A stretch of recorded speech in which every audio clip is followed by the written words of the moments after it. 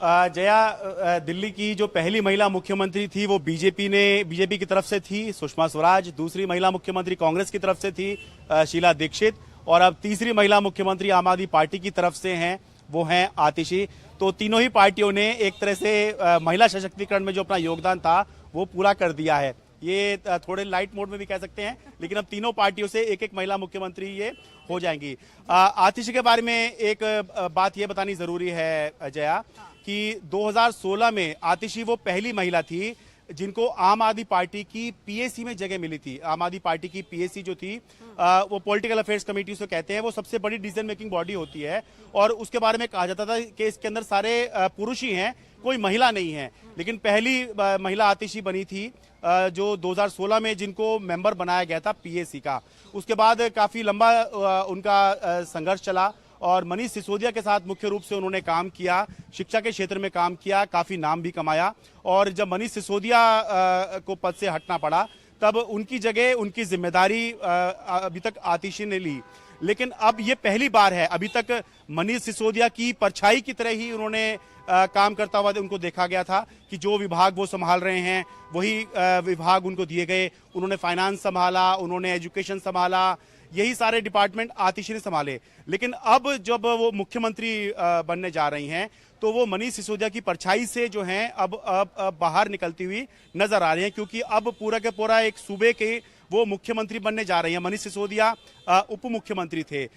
चुनौती आतिशी के सामने बहुत है जया। ये जहां हम ये कह रहे हैं कि बड़ी बात है एक महिला मुख्यमंत्री बन रही है, वाकई में बड़ी बात है। महिला के लिए राजनीति में संघर्ष करके आगे बढ़ना बहुत मुश्किल होता है, इसलिए मैं हमेशा कोई भी महिला आगे बढ़ती है तो इसका स्वागत ही करता हूं। लेकिन संघर्ष अभी भी बहुत ज्यादा है, क्योंकि जो समस्याएं अरविंद केजरीवाल के सामने थी पहले, वही आतिशी के सामने है। और सबसे बड़ी जो समस्या है वो गवर्नेंस तो है ही। कैसे दिल्ली के अंदर जो मुख्यमंत्री जब जेल में हैं तो किस तरह से गवर्नेंस के इश्यूज क्रिएट हो रहे हैं, उनको एड्रेस करना है।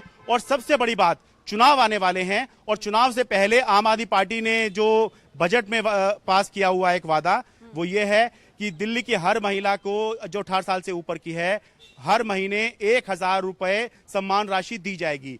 ये योजना कैसे आतिशी लागू करवाएंगी, किस तरह से लागू करवाएंगी, कैसे वो लेकर आएंगी, इस बात पर सबकी नजर रहेगी। क्योंकि बाकी सब लगभग योजना तो सारी हो चुकी हैं, कुछ एक योजनाएं आएंगी, आती भी हैं। जब चुनाव आने वाले होते हैं, सरकार का कार्यकाल खत्म होने वाला होता है, आखिरी में बहुत सारी नई योजनाएं भी आती हैं।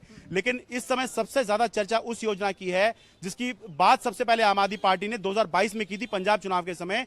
और आम आदमी पार्टी वहां जीती भी, अभी वहां पर लागू नहीं हो पाया है। उसके बाद में आम आदमी पार्टी ने दिल्ली में भी इस योजना को अपने बजट में पास कर दिया। दिल्ली में अभी लागू नहीं हुई है, इस साल लागू करने की बात है, करना ही है, अनिवार्य रूप से करना ही है। लेकिन दूसरी पार्टियों ने, जैसे कांग्रेस ने हिमाचल में महिलाओं को 1000 रुपए 1500 रुपए देना शुरू कर दिया है। महाराष्ट्र की बीजेपी सरकार ने इसी तरह की योजना जो है शुरू कर दी है। लेकिन जिस पार्टी ने इस योजना की शुरुआत की थी, बात की थी और आलोचना झेली थी कि मुफ्त रेवड़ी वो बांट रही है, वो पार्टी अभी शुरू नहीं कर पाई है। कैसे आतिशी उस योजना को शुरू कर पाएंगी जो अरविंद केजरीवाल ने जिसकी घोषणा की है, ये हमें आने वाले दिनों में देखना होगा। और किस तरह से गवर्नेंस वो भी दिखाएंगी। यहाँ हमने गोपाल राय को भी सुना, वो कह रहे हैं हम चाहते हैं अक्टूबर नवंबर में चुनाव करा दिया जाए। एक तरफ जो एक महत्वपूर्ण योजना का आप जिक्र कर रहे हैं, तो जाहिर सी बात है दिल्ली सरकार को थोड़ा वक्त चाहिए होगा उस योजना को लागू करने के लिए। और अब जबकि हम जानते हैं दिल्ली सरकार के पास जो वक्त है फरवरी 2025 तक का ही है, तो ऐसे में चुनाव को लेकर जल्दबाजी क्यों? देखिए, जल्दबाजी तो इसलिए भी है कि क्योंकि अब अरविंद केजरीवाल पद छोड़ रहे हैं, तो यहां से भले ही चुनाव हो रहे हैं या नहीं हो रहे हैं, अरविंद केजरीवाल ने इन चुनावों का एजेंडा सेट कर दिया है। वो ये है कि दिल्ली की जनता तय करे कि अरविंद केजरीवाल रहें या अरविंद केजरीवाल जाएं। तो अगर वो ये कहेंगे कि मैं फरवरी में ही चुनाव होंगे और मैं तभी आऊंगा, तो जो है जो मोमेंटम वो बनाना चाह रहे हैं, जो चाह रहे हैं कि पार्टी के कार्यकर्ता मोबिलाइज हों, जो वो चाह रहे हैं कि दिल्ली की जनता जो है इस बारे में फैसला करे, तो वो मोमेंटम नहीं बन पाएगा अगर कहेंगे फरवरी में सोच लीजिएगा। अगर वो ये कहेंगे कि हाँ अभी से सोचना शुरू कीजिए और हम मांग करते हैं चुनाव कराइए, तभी वो मोमेंटम बनेगा। तो इसलिए वो मांग कर रहे हैं। हालांकि चुनाव अभी होंगे जल्दी या नहीं होंगे ये नहीं कहा जा सकता, क्योंकि ये चुनाव आयोग का अधिकार होता है कि आखिरी के 6 महीने में, 4.5 साल हो जाए तो आखिरी के 6 महीने में चुनाव आयोग कभी भी चुनाव करवा सकता है। जी शरद, यहाँ पर आतिशी का नाम ही क्यों? कई और नामों की भी चर्चा चल रही थी, हम जानते हैं सौरभ भारद्वाज का भी नाम चल रहा था, कैलाश गहलोत का भी चल रहा था, आतिशी ही क्यों? आतिशी के बारे में यह माना गया कि मुख्यमंत्री का उन पर भरोसा कैसे हुआ, कैसे उन्होंने ऐसी परफॉर्मेंस की कि मुख्यमंत्री उनको जो है और ज्यादा मंत्रालय या जो मंत्रालय में मान लीजिए काम नहीं हो पा रहा है, कहीं काम फंस रहा है, तो उनको वो मंत्रालय सौंप दिया करते थे। वो इसलिए हुआ कि ये देखा गया कि आतिशी अफसरों से बेहतर तरीके से डील करते हैं। कुछ जो दूसरे मंत्री हैं उनके साथ अफसरों की खटपट फिर भी सुनने को मिल जाया करती थी, देखी गई है। लेकिन कभी आतिशी के बारे में ये नहीं सुना गया कि कोई अफसर ये शिकायत कर रहा हो कि इन्होंने मेरे साथ जो है ठीक से व्यवहार नहीं किया या मेरे साथ ऊंची आवाज में बात करी। और दूसरा ये भी बात होती है कि आमतौर पर जो आप किसी दफ्तर में जाते हैं, सरकार में होते हैं, आमतौर में पुरुष ही पुरुष से डील कर रहा होता है, लेकिन जहां पर महिला सामने होती है तो फिर दूसरे लोग भी अलग तरीके से डील किया करते हैं।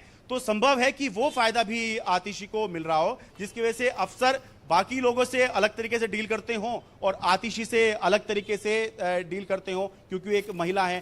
तो उस वजह से भी जो है ये माना गया कि आतिशी बेहतर काम करवाना जानती हैं, करना जानती हैं, पढ़ी लिखी हैं और किसी मुद्दे पर उनको आसानी से बरगलाया नहीं जा सकता। ये बहुत जरूरी होता है गवर्नेंस के लेवल पर कि किसी ने कुछ भी कह दिया, आपने कुछ भी साइन कर दिए, ये सब नहीं हो सकता। तो इस वजह से शुरू से ही हम बात कर रहे थे कि आतिशी फ्रंट रनर हैं, सबसे आगे हैं। पहले ही उन पे भरोसा बहुत जताया गया। वो भले ही वो मुख्यमंत्री नहीं थी, लेकिन जब अरविंद केजरीवाल जेल में थे, मनीष सिसोदिया भी नहीं थे, तब भी माना यह जा रहा था कि असल में इस समय चीफ मिनिस्टर जो हैं वो आतिशी ही हैं। और अब तो तकनीकी रूप से भी आतिशी चीफ मिनिस्टर अब जब बन जाएंगी, तो अब इंतजार है कि कैबिनेट में अब जो है किस किस को जगह मिलती है। बिल्कुल, यहाँ एक बार फटाफट से राजनीतिक सफर के बारे में भी बताते हैं आतिशी का आप शरद, क्योंकि एक वक्त में पूर्वी दिल्ली से 2019 में चुनाव लड़ा था, हालांकि उस दौरान वो हार गई थी। उसके बाद कालकाजी सीट से उन्होंने हाथ आजमाया था, वहां से वो जीती थी। किस तरह से पार्टी के भीतर उनका सियासी कद बढ़ता चला गया, उसके बारे में थोड़ा ब्रीफ करें। आतिशी 2013 के आसपास से हमने देखा कि आम आदमी पार्टी से जुड़ी और योगेंद्र यादव के साथ हमने देखा था कि उनकी आम आदमी पार्टी में एंट्री हुई और शुरू में उनको प्रवक्ता बनाया गया और मनीष सिसोदिया के साथ उन्होंने काम किया।